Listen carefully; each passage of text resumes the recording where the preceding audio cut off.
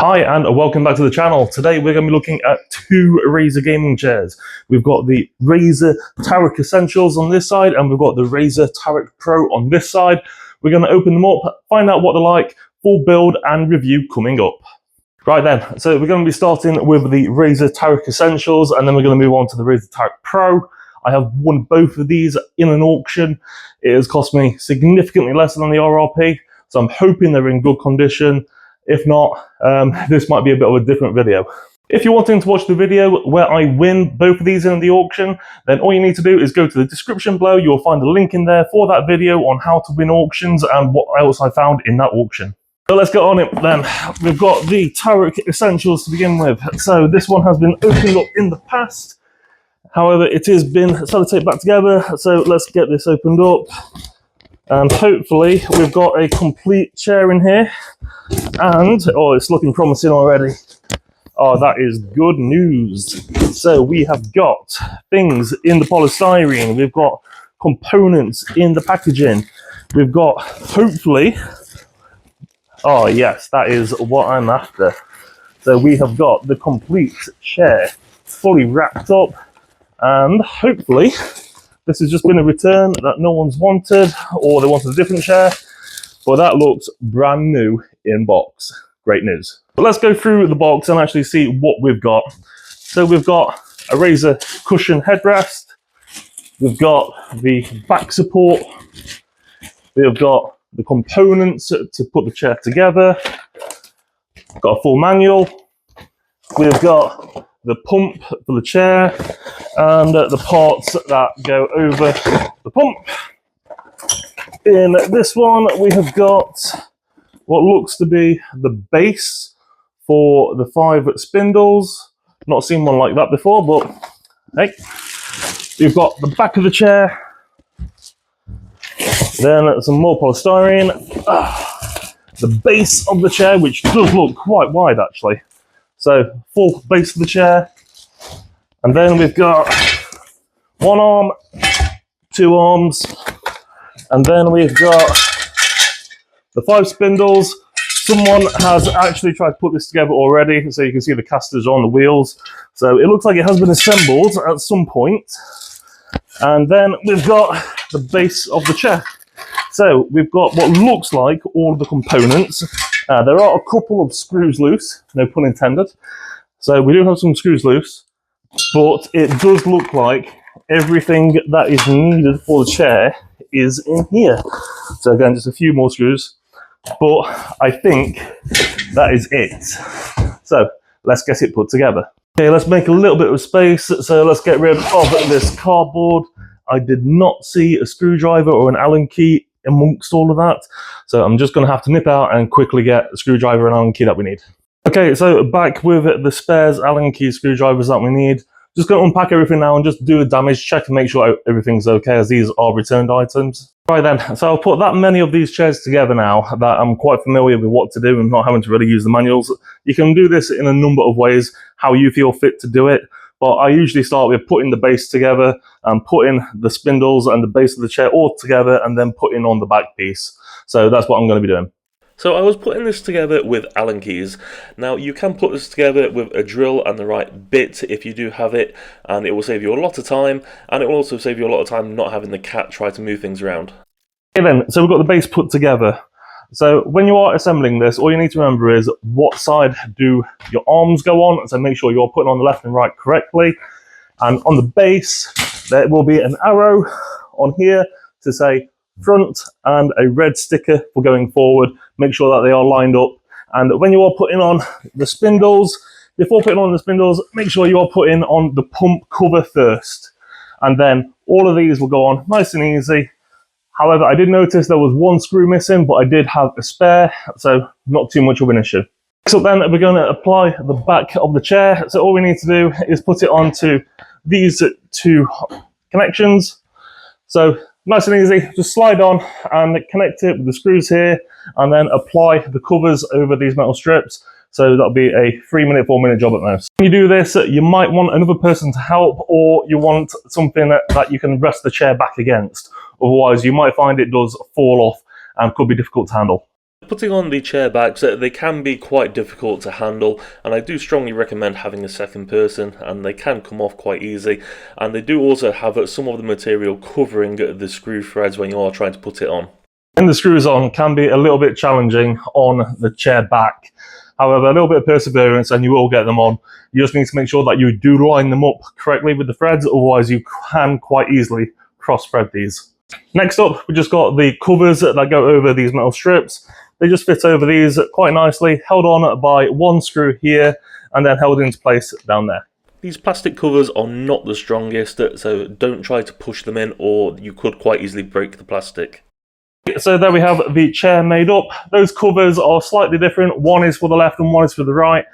Just to keep an eye on which goes over which. So the larger one will go over the mechanism for tilting the chair backward and forwards. So all we need to do now is get the cushions on. So I've just gone and wiped down the back support. So that's clean now. Just needed a wipe, nothing too hard to get off. So we'll get these on and that'll be it. For the back piece, feed in the straps through the bottom of the chair before trying to place them through the top. There we have it, a completely assembled RAZER Edition Tarok Essentials gaming chair. So only 10 to 15 minutes to assemble, really quick, and now for the review. So this is the third or fourth RAZER gaming chair that I've had now. I've had quite a few of them, and these are the latest models that are available in Currys in 2025. And I've got to say, they have made some improvements to it, and on the first glance at it, they've slimmed it down. It looks significantly less chunky than those first edition RAZERs that came out. So as you can see throughout, it does look slimmed down. It does look a bit leaner. And in my opinion, it looks better for it. But as it is the Tarok Essential, this one is limited to what you can actually do with it. So it only has the mechanism on the side for going backwards and forwards, and underneath for tilting the chair up and down, but not at an angle. So it's limited capacity on the base compared to what other more expensive chairs can do.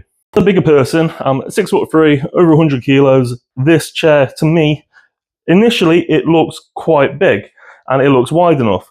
So come to sit on it, it actually has got a comfy base. Compared to others that are available, this is actually quite a wide base. So for a larger person, this is quite suitable. However, the back is a different story. So the base at the bottom and then the pillow actually digs into the shoulders. So it is not really ergonomic with your back. So I would recommend removing the base pillow and the shoulder neck pillow and just trying it without that. Right, so I'm just going to take these off just to see if they do make a difference. Now, obviously, if you are a shorter person and a smaller stature person, then it might be comfy to you. However, if you are a larger person like me, I really want to know these things. I want to be finding out what is the most comfortable position. Now, that makes a world of difference. That is actually really supportive in the lumbar area. And on the back, it's not too bad. It could do with a higher pillow in that position. But actually, for a budget version of a RAZER, this isn't bad. And long-term use, obviously, you're going to be setting it up as you would want it. So I just want to move this up a little bit.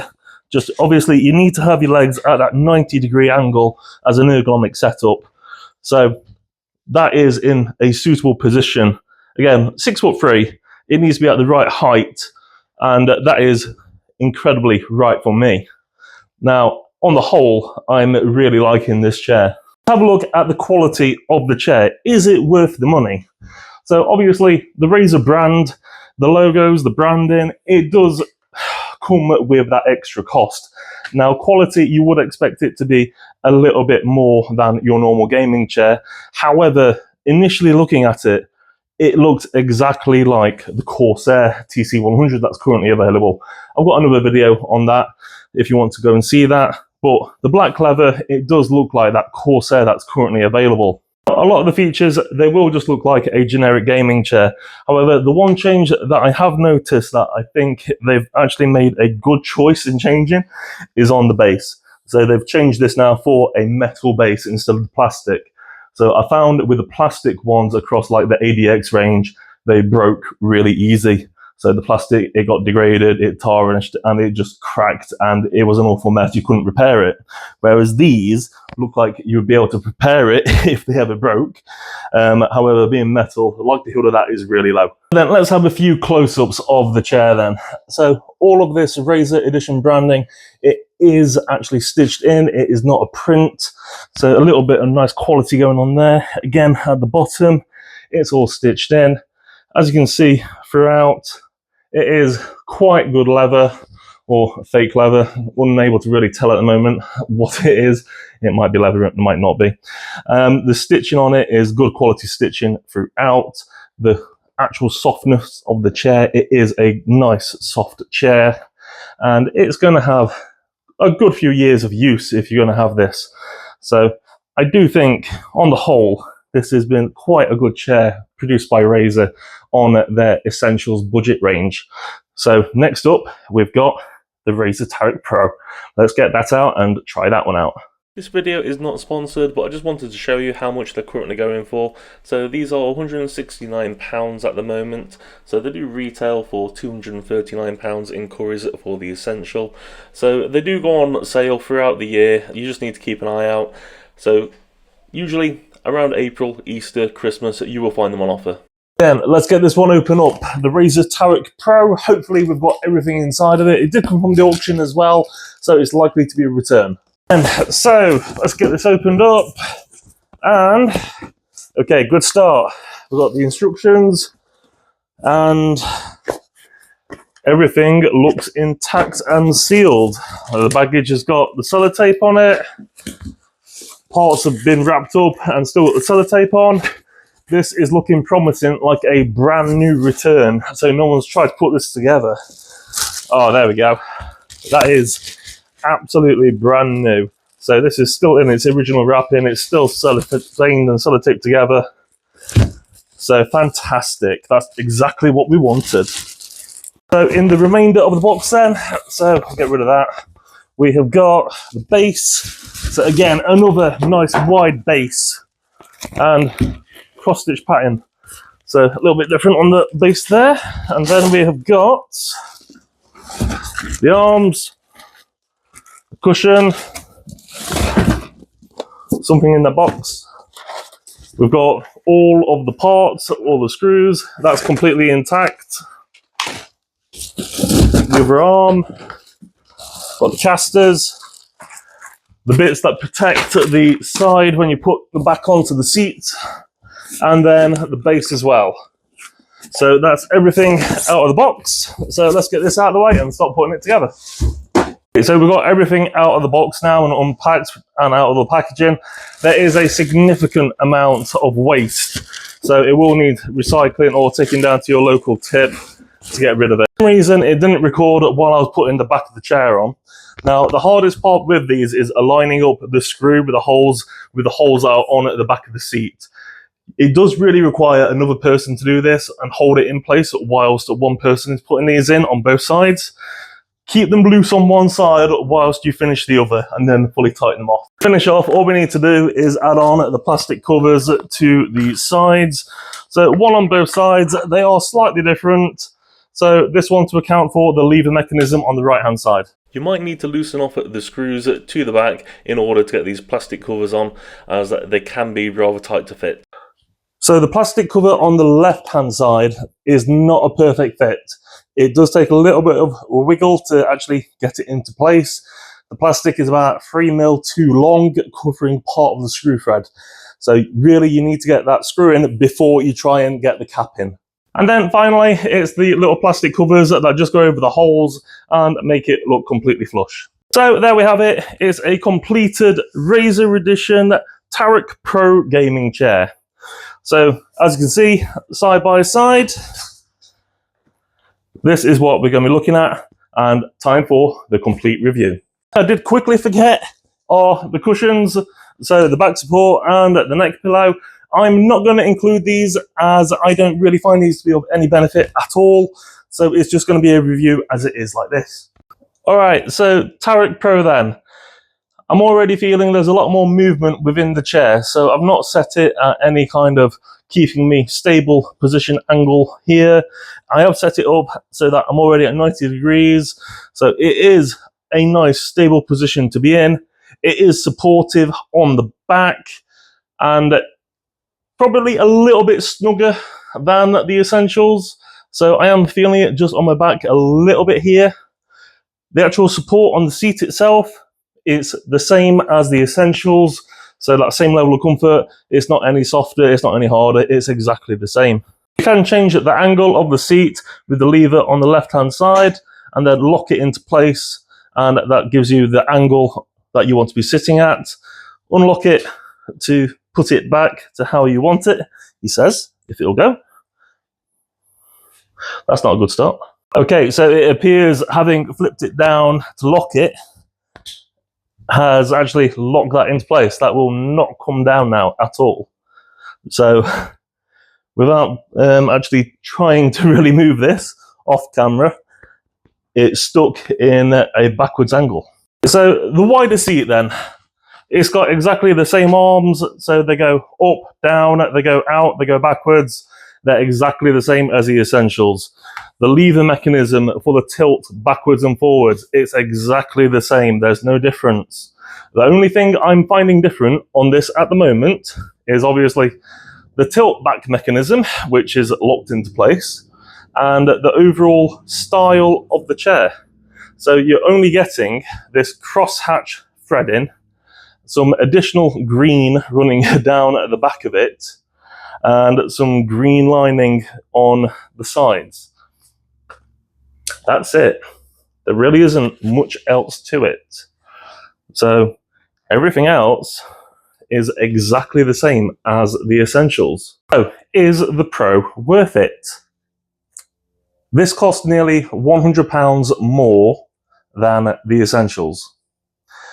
For £100 more, you are not getting £100 worth more in quality, materials, or different components. So the Essentials is more than adequate. Don't waste your money on this one, okay? If you're going to spend your money on this one, you're only paying for extra green. That is really it. So stick with this one. You'll be very happy with it. The Tarok Pro, your bank account won't be happy with it. So the Tarok Pro is currently retailing at £299 at Currys in the UK. There are other options available where you might be able to find it a little bit cheaper. However, this is still an awful lot compared to the Essentials, and I do fully recommend going for the Essentials if you want a RAZER chair. Right, I really need to sell these before my daughters get home and find them, otherwise I'm not going to be able to let them go.